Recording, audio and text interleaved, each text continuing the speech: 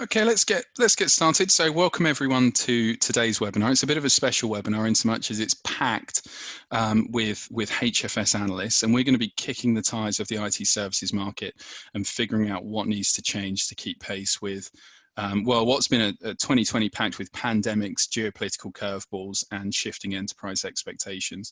Now, we've got a lot to get through, and to help me bring some clarity to this confused market, I have the help of some of the industry's biggest legends. So we'll be hearing from Jamie Snowden, how the market overall is reacting to 2020 so far.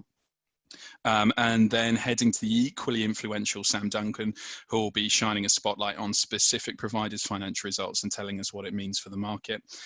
We'll then go over to industry luminary Martin Gabriel to talk about the health of the deal landscape, and he'll round us off with some top-level trends impacting the market as a whole. As if that's not enough, Jamie and I will then dive back in to talk through our latest piece of research, which has only just been published over the last week or so, which is our Agile software development services top 10. And we'll highlight a few of the leading firms in the space. And then finally, we'll be joined by Agile enthusiast Cyrus Cements and SaaS expert Calder D'Souza for a gloves-off conversation about the future of the IT services industry. Now, please do ask questions as we go through, and we'll put them to our panelists either at the end, or if they're relevant to the specific section, I'll ask them as they come up. It's relatively easy to ask questions in this webinar. You should see at the bottom of your screens a Q&A section. If you click there, it'll open up a pop-up window where you can type in your question. They'll come to me, and then I'll ask the panelists. Now, before we go into the market details, I'll address the pandemic in the room and give you a whistle-stop tour of our latest data. So according to our research, these are the high growth areas and the areas that enterprises are showing less love as a result of COVID-19. So we're seeing a lot of spending in cybersecurity, automation, smart analytics, hybrid or multi-cloud, and AI, so pragmatic technologies. And then we're seeing some of the areas that are perhaps a little bit more on the fringe, a little bit more untested in certain industries and businesses, so things like blockchain, edge computing, AR and VR, where a lot of enterprises are effectively putting a pause on spending and engagements, and some are talking about decreasing spending there. But it's important to recognize, because this data set we took when COVID-19 first kicked off, and we do have another survey running. So as soon as we have the results for that, we'll bring those out to the market. But it's important to recognize for a lot of enterprises, the focus has now shifted. So first off, it was all about keeping the lights on during those complex and kind of hectic days where we were all heading off to our homes and trying to figure out this new way of working. Well, we've been doing this for, depending on region, 3, 4, even 6 months now. So some of those problems you would hope have been fixed. I think if you're still worrying about infrastructure coping with home working at this stage, then there might be slightly more to worry about than just infrastructure. So what we expect to see, and this will be the basis of some of the conversation points here, is a shift in emphasis away from some of those core, almost survival, reactive types of work where it was about trying to make sense of the world we're currently in, and onto more forward-thinking investment and transformation programs. So things like re-platforming applications for the cloud to help make sense of the world that we're in now, and pivot businesses towards what it looks like we're going to be dealing with over the rest of 2020 and 2021. So hopefully that sets a bit of a context for what's to come and how we figure our way through this new market. So at this stage, I'll hand over to my colleague, Jamie, who's the data whiz kid here at HFS, who's going to tell us a little bit more about how these different trends are hitting the market. Over to you, Jamie. Thanks, Ollie. Hi everyone. So I just wanted to talk briefly about really about our approach to forecasting, during this this situation. So in this case, the IT and business services market. So, and this chart shows the impact on the individual services markets, and I do want to say, and it's kind of a caveat to all of this, is it's hard to get the balance right on this. As one of the things we don't want to be is the grim reaper of the market, but we do want to get ahead of it and be led by what the numbers are saying, with the understanding that the progression of this may be so fast that the underlying data is kind of getting left behind a little bit, and so we're very conscious of kind of getting that balance right, and we're also conscious that we're slightly in a bit of a kind of a no-win situation with this, because we're always a little bit behind what's going on. so when we originally looked at making a change to the forecast because of this, we looked at it from a scenario perspective, and we related it to, I think the sensible thing to do is look at what's happened in the past, how the different services markets have been impacted by past macroeconomic impacts. And so, we had a base scenario, and that was where, the impact was, similar to a short-term recession, so a kind of quote unquote normal recession, so a bit like the early 1980s or 1990s. And then, we had we looked at the next two scenarios were really based on the Great Recession, so the 2008-2009 recession, and with a the first one with a slightly shorter tail, and so a bit of a sharper impact, and then the second one a slightly longer tail, so with a bigger impact. And I think where we rested, so what this is based on is is really the latter of those, so figuring that it had a slightly longer tail than we'd originally thought. And this means a major decline in new deals for professional services. It means that project work tends to be more heavily scrutinized. Cost control is taken front and center, and larger projects have some of which have been cancelled or split up into smaller, more manageable chunks, and certainly more discussion on pricing and options, but also kind of buyers looking for stricter guarantees on the types of return that they would expect from any engagement. And when we move into the operational services side of this, and I think it's a popular myth that has gone about, that the sourcing in the sourcing world is that the poor economic climate leads pretty directly to outsourcing, and frankly this just really isn't the case. And if we look back to the 2008 recession, outsourcing growth took a significant hit, and many organizations shied away from any of these kind of radical business decisions. Frankly, during recessions, organizations generally look at more tangible opportunities for short-term cost savings. So layoffs, travel freezes, office closures, divestiture, and I think that's probably the route that people tend to go down. And again, looking back to that Great Recession, many organizations delayed any long-term commitments, particularly around outsourcing, for as long as maybe 4 to 5 years after the crisis. So it actually had quite a big impact. However, the one thing, and I think it's worth pointing out, is that unlike the professional services, which tends to take a big hit in the short term, operational services, so managed service, support services, are insulated somewhat from large spikes, or at least the very large spikes in spending in both directions, and certainly in the short term. So with the market reacting much like a super tanker, frankly, taking a long time to slow down and a long time to speed up. And the current crisis, may see some work volume increase within many of the contracts. So, certainly in the short term, as we've seen service providers kind of bolstering, home working arrangements for customers. But actually, this is unlikely to compensate for large drops in volume that we would expect, from some of the impacted sectors, and some of the potential, frankly, bankruptcies that we would probably expect to see in the next couple of quarters. So if we move to the next slide. So this chart shows the market split by major industry, and this was adjusted based on kind of looking at government and industry forecasts on the relative health of these industries during the pandemic, plus some early forecast data that we have. So frankly, this reflects the economic impact seen in these industries, and I think we'll refine this as we go forward and start to see service providers publish results at an industry level, and so if the real impact kind of skews slightly away from the economic impact, then we'll start to see that reflected in this chart. But as you say, as you can see, there's no real surprises here. So we see kind of travel and hospitality hit badly, and we see retail hit badly, with life sciences and healthcare hit less badly. On the right hand side. And I know people will say that, hey Jamie, what about cloud spending? Won't that go up, and won't there be sort of pockets of spending? And I think that certainly will be the case.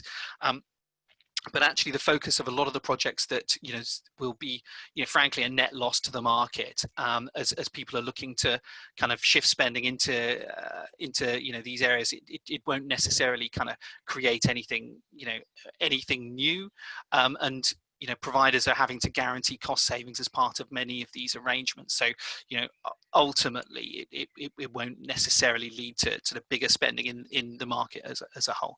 And what we will see over the next couple of weeks will be really interesting as we see the Q2 results come out. I mean, I was kind of optimistic about the Q1 results in the sense of the information that we would get, but I think a lot of providers were very shy about giving sort of outlooks because they just didn't know what was going to happen. But the one that we have seen is TCS, and Sam's actually going to talk about that in a bit later, but they posted a decline of almost 8% for the quarter, and that was down. If you go back to Q4 of the of last year, which is kind of the last non-pandemic quarter, we're talking about a 14% delta, which is kind of similar to our forecast. So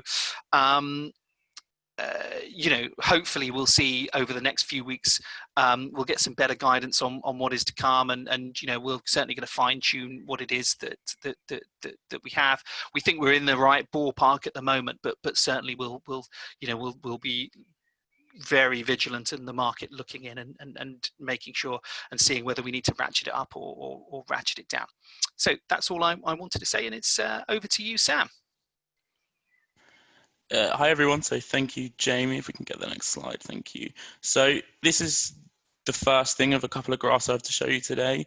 It shows the fastest 5 growing providers from the first quarter of 2020. So we were sort of in the beginnings of the pandemic here, and there's a couple of reasons I wanted to show you this. So firstly, it demonstrates that pre-COVID, and even sort of as we were teetering on the edge, there was some pretty impressive growth in the market. All of these guys reported double-digit growth year over year, and while obviously some providers were struggling, it was good to see a positive theme of growth overall. The second reason for showing you this is that all of these providers are very clear about who they are. They're clear about what they want to do, and that could be impacting why they're performing quite well. And in turn, that could get them through this pandemic.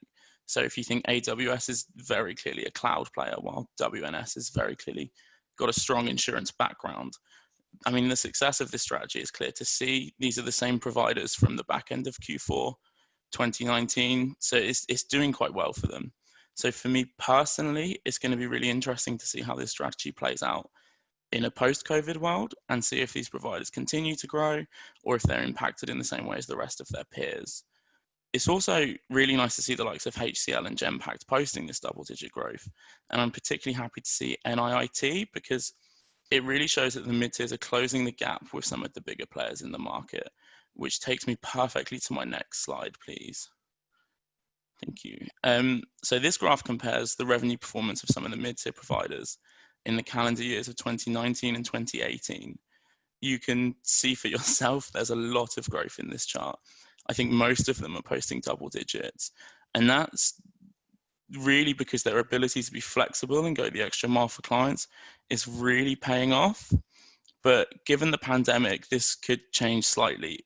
If you look through some of their financial reports, you'll see that some of these guys have a significant chunk of revenue coming from a single industry, a single geography, or even like a small group of clients. Now, think if you're heavily invested in the transport industry, and that's where the majority of the revenue comes from, COVID could be problematic for you. Travel is virtually non-existent right now. Enterprises in this industry are trying to just survive with much a smaller focus on digital transformation. And likewise, if you rely on a single client or a small group of clients, your success is really tied to their own. So if they face financial troubles, this could also spell consequences for you. So if any of the mid-tiers do find themselves in a difficult situation, we could see some interesting M&A activity from the bigger providers in the market who, despite the pandemic, do have some serious cash reserves. Although it is important to remember that the results aren't in yet, The willingness of these guys to adapt and be flexible could continue to prove a real differentiator, and they could continue on their path to growth, which means the mid-tier space easily could become one of the healthier segments of the market. But all of this is entirely dependent on the state of the wider market, and there's not really a better way to get an insight than the earnings of those who have already announced. And as we all probably know, Accenture is the very first to announce. As you can see, it dipped to its first decline in 2012 this quarter, posting a very small 1% year-over-year decline. But it's important to remember that because Accenture reports its quarters from March to May, as opposed to the calendar year, which most of its peers use, it's likely these were maybe less impacted by COVID, because in March, many enterprises were still in the crisis phase. They were focusing solely on business survival, and they hadn't thought about things like digital transformation and readdressing their IT spend. And while the dip in revenue is there, it is clear to see, and evidently it did affect virtually every industry and geography, Accenture did offer some hope for the rest of the market. If we look at the sequential growth of Accenture's industries, both health and public services and financial services posted growth. And if you think you can understand why, so for example, the healthcare sector is preparing itself to be on the front line in the battle against the coronavirus, while many financial services firms need support from their provider to deliver the latest government stimulus packages. And to be honest, often this is at very short notice. And it's these pockets of growth that providers really need to identify. They need to target them and they need to double down their investments, but they can't afford to forget about the struggling industries. Eventually, the market will return to an equilibrium, and providers need to ensure that they've invested in their long-term success as well as the short term. And as Jamie said, Accenture aren't the only to recently announce. We also have TCS, who announced their results yesterday. And they make for an interesting comparison. So the drop in revenue growth is pretty clear to see. Yesterday, they announced a 7.8% year-over-year decline. And while initially it may look bigger than Accenture's, it's important to remember when you're comparing this to the last quarter, Accenture dropped from 6.6% year-over-year growth to a 1% decline, whereas TCS was 0.9% growth to a 7.8% decline. So it's a bit comparatively. And while the drop for TCS was a little bit bigger, this could be the difference in reporting months coming into play. But one of the common factors between the two was their industry results. Accenture's health and public services vertical was the only one to post year-over-year growth. And it was the same story for TCS's healthcare and life science vertical. So this is one trend that we can already see emerging, and it's exactly what you might expect. Industries like healthcare, life sciences are likely to be less affected than many others, and this confirms what Ollie and Jamie were saying earlier. So this really needs to be an investment area for many providers. And with that, I think I will hand over to Martin. Thanks, Sam. Hi, everyone. In the next 5 to 6 minutes, I will share with you the state of IT outsourcing contracts, followed by IT service trends. So the graph gives you a flavor of quarterly performance of IT outsourcing contracts. So before we start, please note that the information is based on publicly announced contract only and excludes blanket purchase and task order contracts. So let's go to the chart.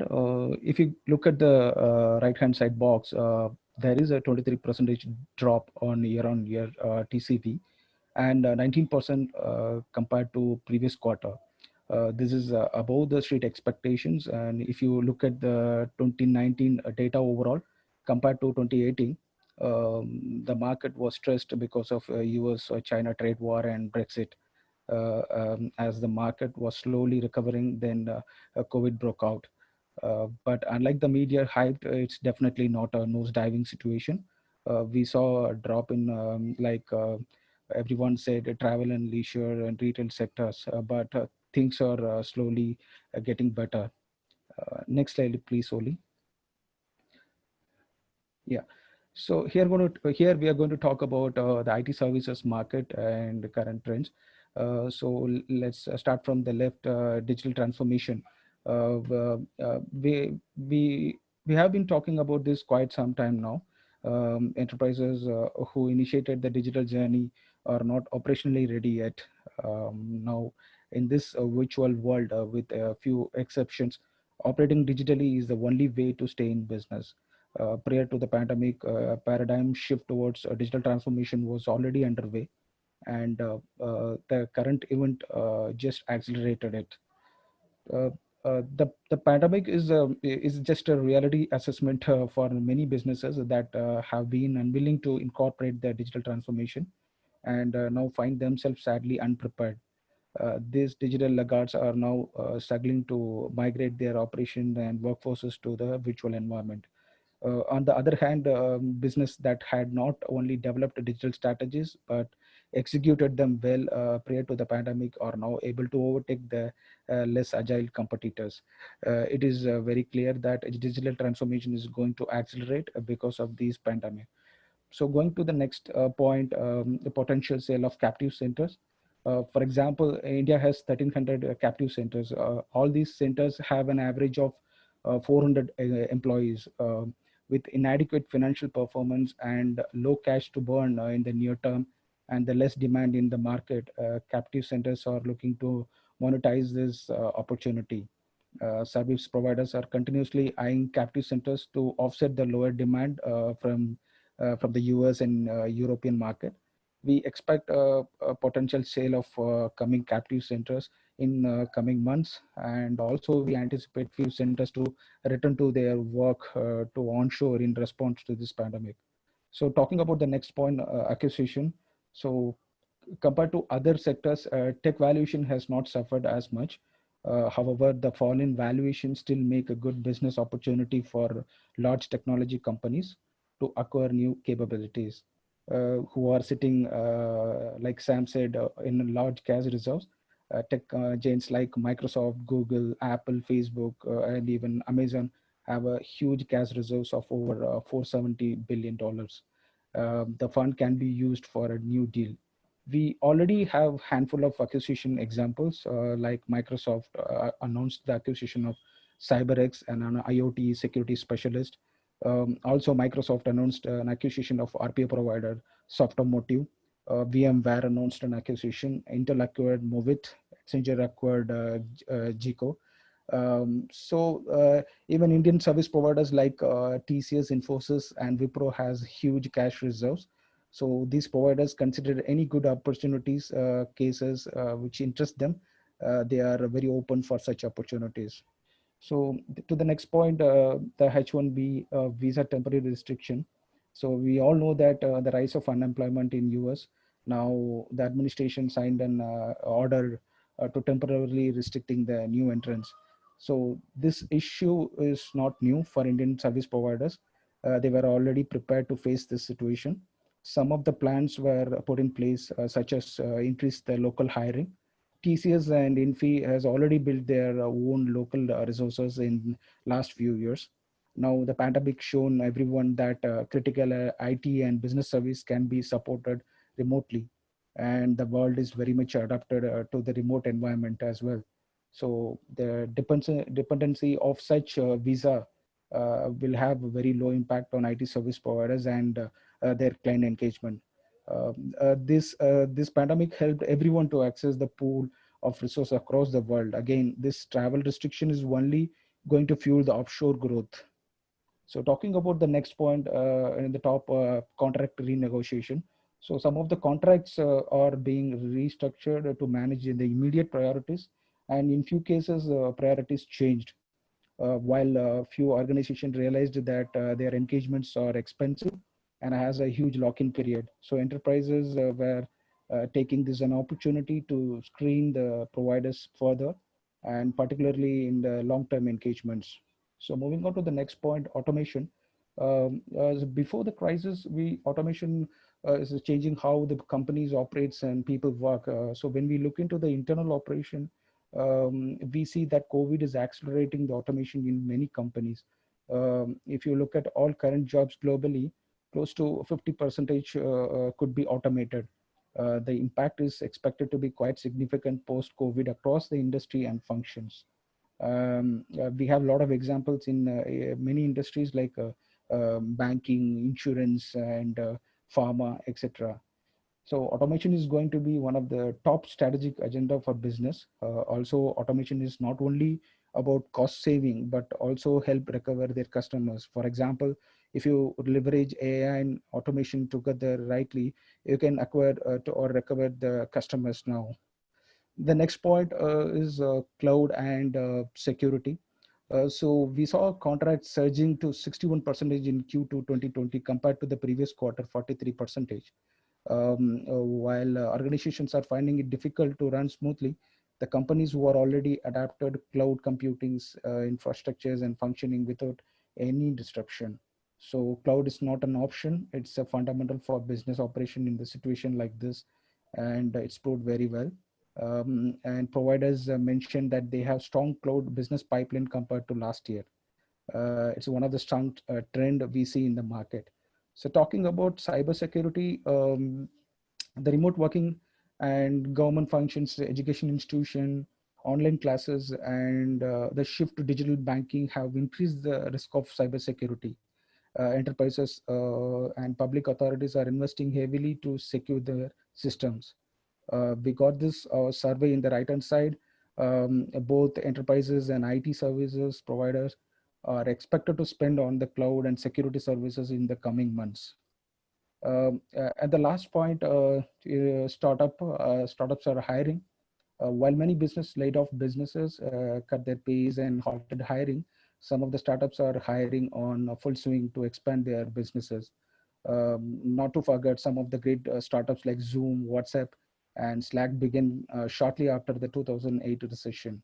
So currently, some of the startups are hiring. For example, ClassUps and ClickPost, Fitter, Vibe, and so many in all part of the country across the world, Germany, India, US, and everywhere. So currently, the trend is education tech companies are in full swing to hiring.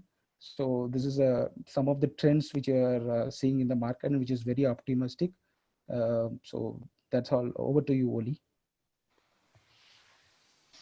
Wonderful. Thanks, Martin. And thanks, Sam and Jamie. So, I mean, next up, what we want to do is take a bit of a dig into some of our latest research. Martin set a really good foundation here with all of these big trends coming through. And if anything, one of the pieces that we've done recently is probably going to be more acutely impacted than some of the others, which is, of course, Agile software development services. It's clearly becoming a foundation for the broader IT services industry. So we're going to give you a peek of our top 10 grid. So the recent assessment that we've just closed off, and I'll invite back Jamie, because I think we'll do a bit of a conversation around how we've seen some of these trends impacting the Agile software services market, and how some of the firms in the space are either doing particularly well or innovating in that space. So welcome back, Jamie. Hi. No, I mean, we spoke to a ton. I mean, I guess that's the important part when putting a really complex graph like this. It's a huge piece of work over probably about three to 4 months, and a big part of it is that we spoke to an absolute ton of clients, either directly through client references as part of our community, or even as part of a big G2000 survey that we do. And there are a couple of big trends, I guess, sort of in parallel to some of the ones that Martin highlighted that we've spotted. Now, I know I always come across as kind of a Dickensian workhouse owner, but it seems like a lot of the pieces that I highlighted in those conversations centered around cost. And I think it's fair to say that this is probably one of the most cost focused industries that at least I've come across. And I suspect the environment, the COVID-19 environment, probably has a piece to play in that space. We had some really interesting stories from clients where they would quite literally paint this really cool, almost, Leonardo da Vinci-esque tableau of all of the innovation that they were looking for in this market. And then we say, okay, so why did you pick the provider you're with? And the response almost always was, well, they were the cheapest, so we're going to worry about the innovation bits and pieces later. So we might see that piece shift. And I guess the other top level trend that we've seen, again, it's sort of in parallel to some of the points that Martin mentioned, is the focus on business outcomes. So when we look at some of these areas like tools and technology, IP and and accelerators, and we go to enterprises and say, did this influence your decision making? The response, and it sounds flippant, but if I could categorize it in a single response, it would be, we don't care. We're focused on the outcome. So if it means we get to where we want to be faster or cheaper or with better quality, then that's what we'll do. We don't really care about the nuts and bolts on the inside, by and large. But like I say, I always feel like I'm focused on the cost part. And Jamie, I know you have a slightly different perspective. Yeah, I mean, I think it's funny, isn't it, when you do, because we tend to take the references, so we do occasionally do them together, but often we do them, we alternate between them, and I think, I don't know, you seem to get the miserable ones, Ollie.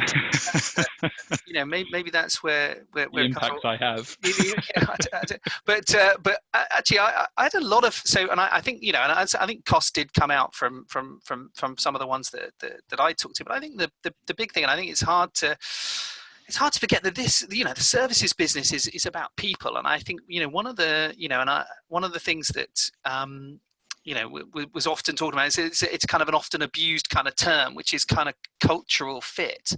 And I think it means, and it means lots of different things to different people, but that was something that came out very strongly from the calls that I had, and as being kind of the primary motivator, why they were so satisfied with the provider that they were with, or what it was that drew them towards them in the first place. And I sort of when I was kind of analyzing, what it was people were saying to me, and sort of trying to break it, as analysts do, trying to break it down into two main buckets, which is kind of what I just thought I had to do, was really what they were talking about was, on the one hand, they were talking about flexibility. So, so cultural fits, not so much about having, a similar culture, because let's face it, I mean, I think it's almost impossible that a big service provider based wherever they are is going to have exactly the same culture as one of their clients. So it's not really about that. It was really about flexibility. So the customers were basically saying this service provider was flexible, and one of them said they were flexible enough to let them choose an interview staff for an engagement, and they made sure that we were getting the right people for us, and it was that kind of flexibility that kind of led them to feel that cultural affinity. And and we had other clients saying whenever they talked, they were it wasn't so much that they were asking for feedback on how they were doing, but you genuinely felt like they wanted that feedback and were interested, and they always felt like they were listening. And it's kind of, so that personal part of it was important, and is important to a lot of the customers that I spoke to. And the second part was integrity. So again, it's a kind of a wide area, but frankly, people want an honest kind of relationship with their service providers, particularly in Agile, and they want people within the service provider to push back when that needs to be done, so that they kind of achieve that kind of that common goal. And one reference that we had said that their pet hate was the yes men who they have in other service providers, who just agreed with everything, and then nothing material actually happened. And similar to that was kind of them being constantly sold as part of their engagement. So basically just people asking for more money. So that was quite a long rambling answer. Well, let's just quickly talk. So I think we should, because we've got a panel that we need to come to towards the end. So let's just quickly rattle through some of the key findings here, because I think what's interesting about this piece of work was the rise of the mid-tiers. So we saw mid-tiers kind of emerging to compete with some of the big IT services giants that perhaps we don't see in a lot of other studies, or at least not so clearly. So who are the big standouts that you can see? So so on the mid tiers, I think probably Mindtree and Virtusa did particularly well, and it came through really strongly, and from the customer references that we had, and again the focus was on overall satisfaction and delivery from these guys. So they perhaps didn't do so well in the innovation side of the fence, but their customers were very pleased with the the delivery that they do. And it's kind of, you know, in a sense, it was kind of almost churlish to kind of criticize them for not delivering as much innovation, because actually the feeling I get is that they tend to get pigeonholed a little bit into, you know, and get a perception that their role is more around kind of pure staff augmentation. But actually, I think, you know, the level of flexibility and you know, and quality is actually pretty strong. So yeah. Yeah, and I guess that's the piece that I noticed. I mean, that's really across the mid-tiers, and I think Sam did it justice in one of his earlier slides, which is all of the mid-tiers. There seems to be a sense of, you know, a willingness to be flexible, willingness to look at cost and outcome, and actually invest in those partnerships. And that's right through from kind of Emphasis, LTI, Mindtree, all of those guys that I think, you know, emerged and encroached on a lot of the stomping ground of the big IT services giants. That being said, a lot of the big IT services giants are represented on this page. So, I mean, who stands out to you out of the big guys? Yeah, and you know, and I'm not just saying this because they're number one and number two, but Emphasis, you know, it does make my life easier. So Emphasis and HCL, they did particularly well. I think, you know, and what was good about them, they had, you know, very strong customer feedback on both the delivery side and you know, and also, and you know, kind of what kind of, you know, tipped them over the edge really was they also had that innovation part as well, you know, with them being, you know, both being a touch more pragmatic and flexible than, you know, the people around them in that list. And, you know, and I think, you know, one thing that, you know, one of the things we kind of say is that you know, from the mid tier, flexibility is a definite expectation. You know, you have to be flexible at that point, but it's actually I think for Emphasis and HCL, the level of flexibility they had was a differentiator with these guys in this particular space. And, you know, and I think it was that combination of excellent delivery, you know, strong commercials coupled with, you know, the ideas and innovation that kind of tipped them into that top position. Yeah. Okay. And I mean, I think it has to be said that there are a couple that are, you know, certainly in my book ones to watch. I mean, if you look at some of the investments that Cognizant has and the vision it has for the space, I mean, you think about buying in firms like Contino more recently, and there's been a long list of firms that they've bought in and are building out. Once those investments bed in, it's likely that this landscape will change, and I suspect that'll happen in about a year. And in a similar sense, Wipro, because Wipro's bought in, you know, made a couple of big investments like Aperio, has shaped up its delivery model. So it'll be interesting to see how those investments play out on probably a slightly shorter timeline for Wipro, because they made that little bit, you know, further back. What about IBM? What do you see IBM doing in the space? Yeah, so I think they were, you know, they're pretty strong across the board. You know, again, they were keen on their customers, were very keen on their kind of you know, the service delivery, and then their ability to get the right level of talent in the right place. And I think that was something that was, you know, it was universally kind of one of the things that that people were looking for in the agile piece. You know, obviously they have, you know, scale, so they're probably one of the biggest providers on this list in terms of, you know, in terms of absolute scale, but also in you know, in the breadth of the service offerings that they have. And they made very good investment in, you know, platforms and technology. So I think those came through. I mean, what probably meant that they weren't in the you know, in that top piece, and the scores are actually relatively close at that top end. They just were a touch less flexible than some of their peers. Yeah, and I mean, we'd be remiss if we didn't mention Accenture, given how high it is in a lot of those categories. I mean, the piece of feedback that I received a lot from Accenture was their ability to bring fresh perspective and new ideas to engagement. And I think that's reflected in a lot of the areas that we cover, particularly in the innovation space. But I mean, I think we could spend hours digging into this piece of research alone and going through all of the providers. There are a lot of standout performers here. I mean, you talk about firms like Capgemini, NTT Data, of course, Tate Mahindra. You know, a lot of players have done an interesting story in this space. But the full research is on our website. So if you want to dig a look, or perhaps you want to chat after the call, then just let us know. But let's move to the next section. Let's move up to an open conversation. I'll bring in a couple of extra panelists, which is Cowdard, Sousa, and Cyrus. And really, now that we've gone through all of that data, a ton of market data, we've seen how that market data impacts a specific area like Agile, and talked about how enterprise appetite's shifting. Let's talk about what the IT services market needs to do next. So when we talk about rethinking the IT services market, what do we mean by that? And perhaps to introduce ourselves a little bit, I'll go round the room and ask everyone the same question, which is, what do you think needs to happen in the IT services industry as a whole to deal with this new wave of structural change? And I'm thinking about things like COVID-19, shift in digital expectations, new technologies coming on board.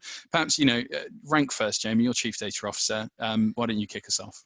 I think one of the biggest thing that's kind of that's changing and is really the perception of digital, kind of what it means. I mean, we were getting quite kind of cynical about it, at least. Well, maybe I was the only one that was getting quite cynical, but I could see quite a lot of people getting quite cynical about the term being overused and misused, and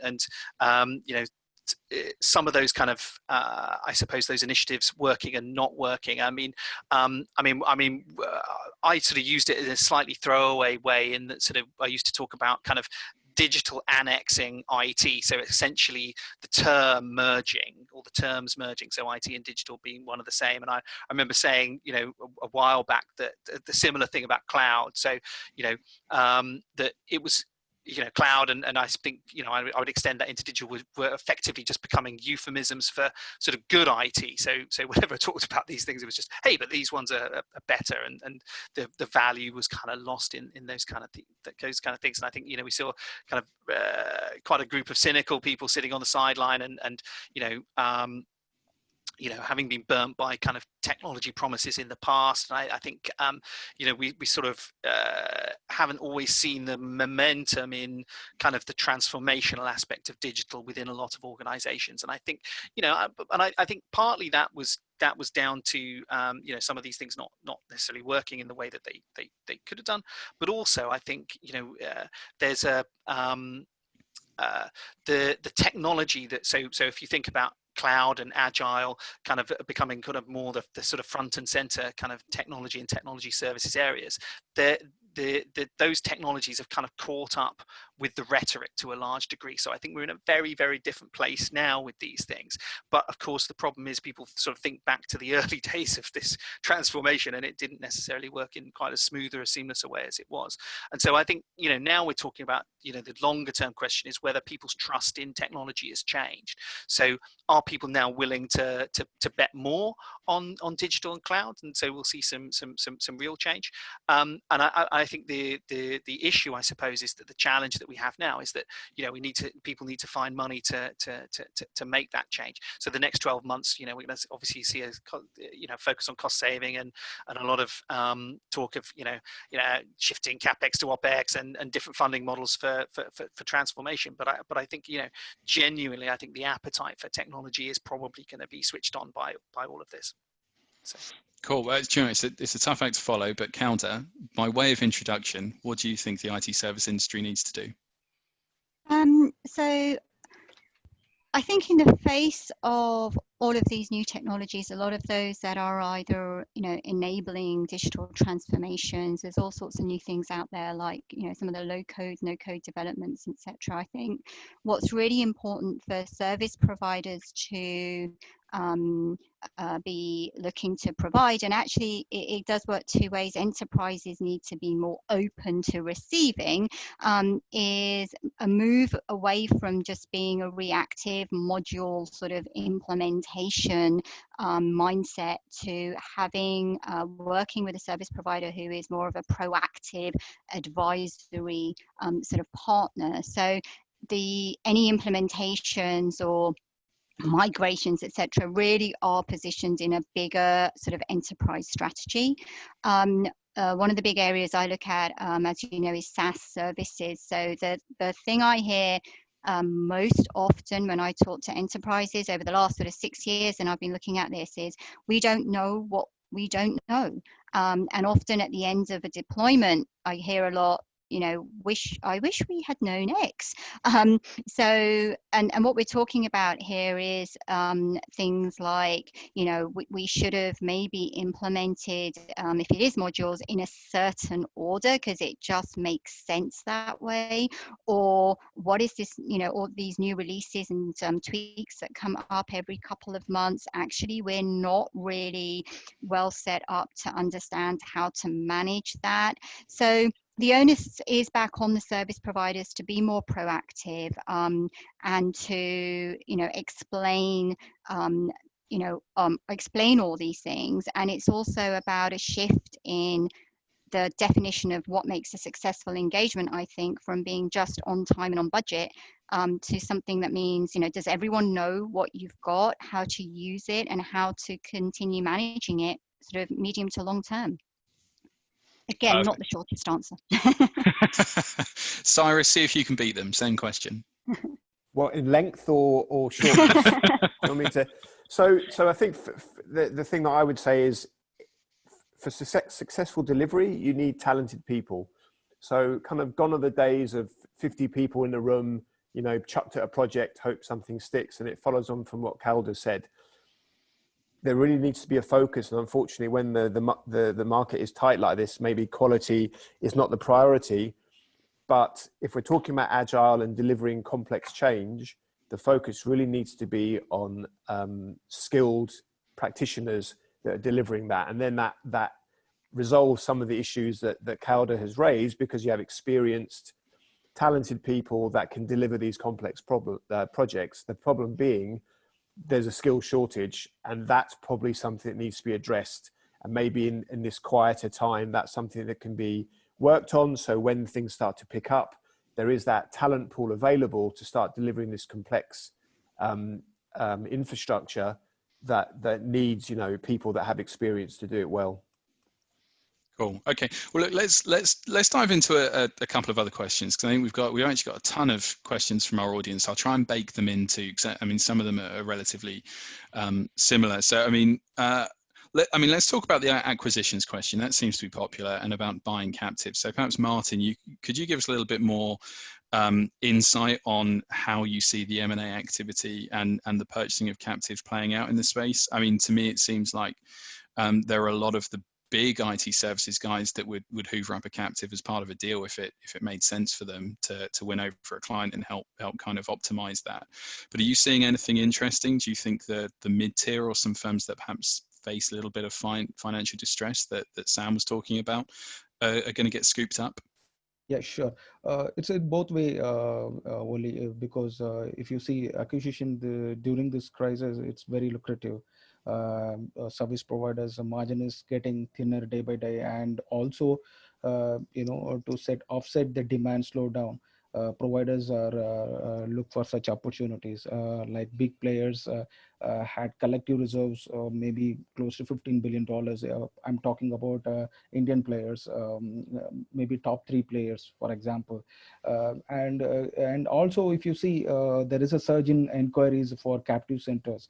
So we have seen this in the past, like in 2008, a recession period, like you just mentioned, like TCS had done its largest acquisitions, acquiring a Citigroup captive business process center in India for $500 million, and which helped them to sign a decade-long $2.5 billion contract also. And mid-tier companies, like you said, companies who are stressed out, and the other side, the service providers who looking to strengthen their capabilities, could turn out to be a perfect match for acquisition. So that's what I see in the market, Oli. Interesting. And I mean, there's another question. That's a really interesting space. We might end up looping around to it if we have time again.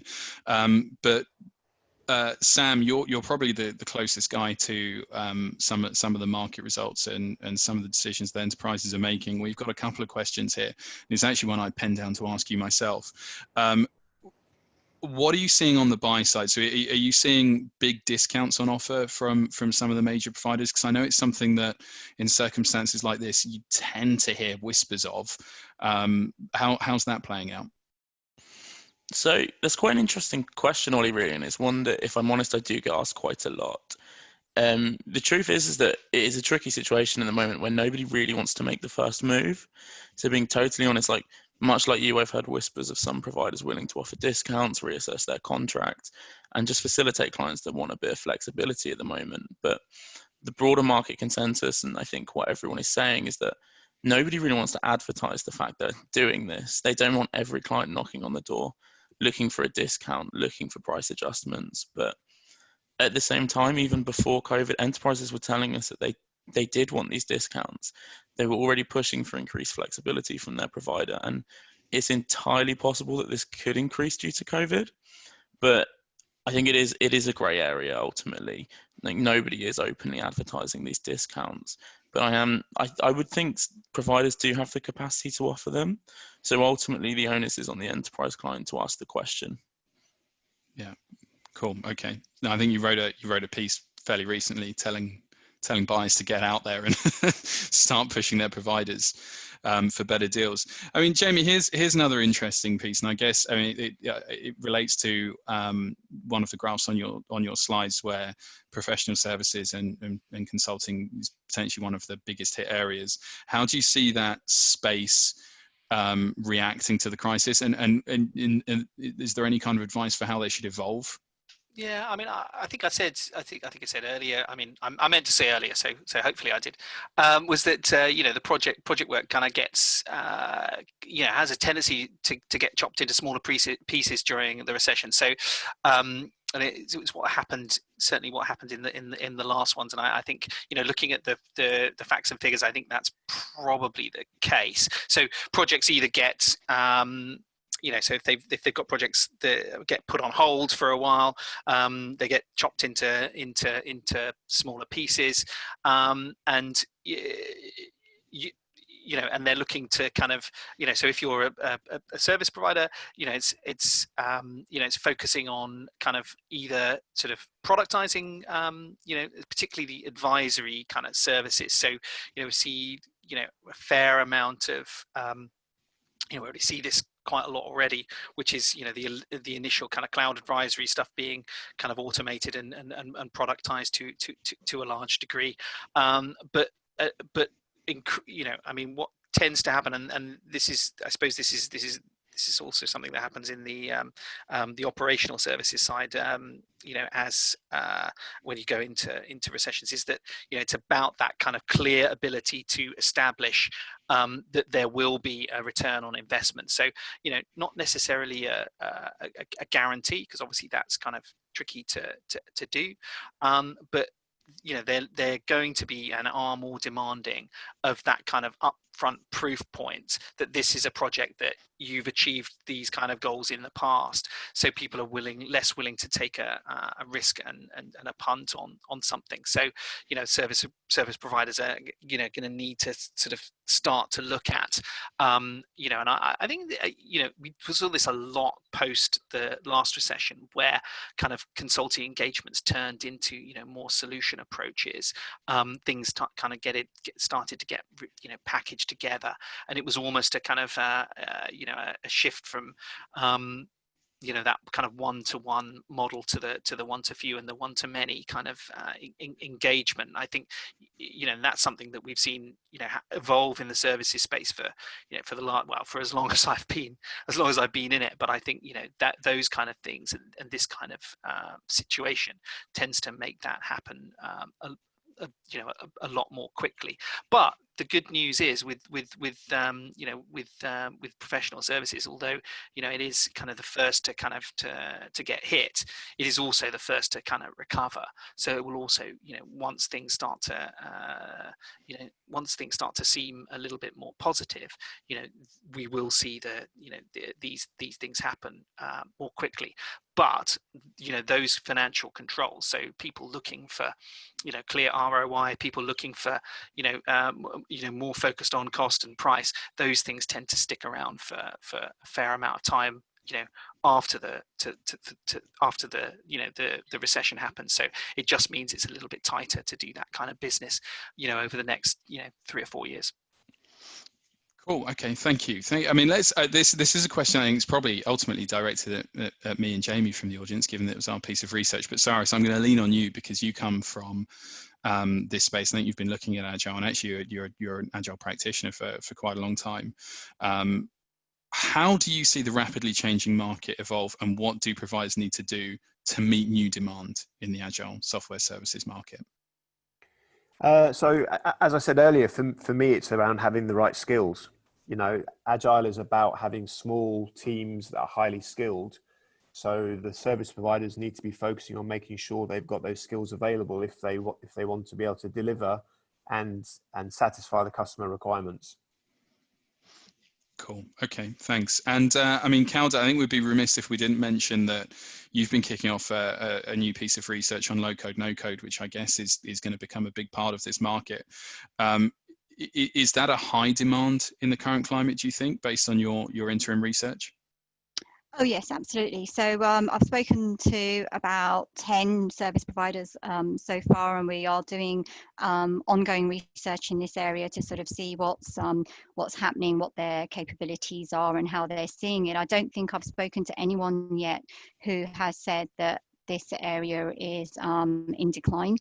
Some parts of it might be flat, but on the whole, it's in growth, and they're expecting some pretty good growth. And I think the main reason is linking to what Jamie said about being able to deliver some business benefit very fast, because that's essentially what you can do by using this approach. So it's quite intuitive. You can have like non-IT people, citizen developers, as it were, to sort of do this drag and drop and create some desired solutions. You can also get some really good extensions or customizations if you're looking at something like Salesforce, ServiceNow. But ultimately, that's what's making it quite hot and high growth. But ultimately, like most technology, we still need service providers to come in and sort of make sure that there's a decent governance involved, and that business is talking to the IT, and it's they don't still just go off and create millions of these sort of applications on their own. So there's still lots of opportunities, and I say it's in growth, and the ideal starting point is a sort of advisory session, and they are happening, and they're happening remotely, but they are doing this. So this is an ongoing piece of research, as you said, and we're hoping to publish it as separate individual service provider profiles. So there should be about a dozen of these coming out in the next sort of month or two. Interesting. Okay, I'm just conscious of time, so we've probably got time for one last quick question each. And I tell you what, let's go right back to the start. So Martin and Sam, I didn't give you a chance to answer that top level question. What would you like to see change in this market over the next year or so? Let's start with Martin. Yeah, sure. So I just second with Jamie's point. So the companies who are failing to adapt to digital, so are really suffering now. So I am seeing an accelerated phase now. So I'm seeing more enterprises going to adapt that, and I know a lot of companies are willing to spend, but it's not operationally ready. But no matter what, this is going to be our new normal. So companies going to try it out. So that's what, Wally. Cool. And Sam, finish us off. I'll try and keep it nice and quick for you all. I think it's sort of what I discussed earlier, and the data from my first slide really supports this. And it's just the importance of providers to completely understand exactly who they are and what they're offering to their clients, because the market is only going to become more complicated and confused as a result of the pandemic. And enterprises are really going to appreciate any provider who is just completely transparent with them. And so I guess in my view, if more providers are clear about what they do, what they don't do, then they're going to see increasing success throughout this pandemic. Fantastic. Thank you, Sam. So, I mean, we're literally out of time now. We had a ton of questions about that top 10 that Jamie, Martin and I worked on over the last 3 to 4 months. Now, I think a lot of these we couldn't answer today, or at least not in any detail, but we are working on a blog that might answer some of these. We'll reach out after you. I'll work with Andy, and we'll reach out to a few of you and make sure we answer those questions. And if there are any others that we've missed, then we'll do our utmost to answer those over the next week or so. So all that's got to be said from me is thank you ever so much, Jamie, Calder, Martin, Sam and Cyrus, for your time today, and thank you everyone who joined us. We'll hope to do a few more of these over the next few months, so stay tuned for the next one. Thank you. Thanks. Thanks, everyone. Cheers, everyone. Thank you.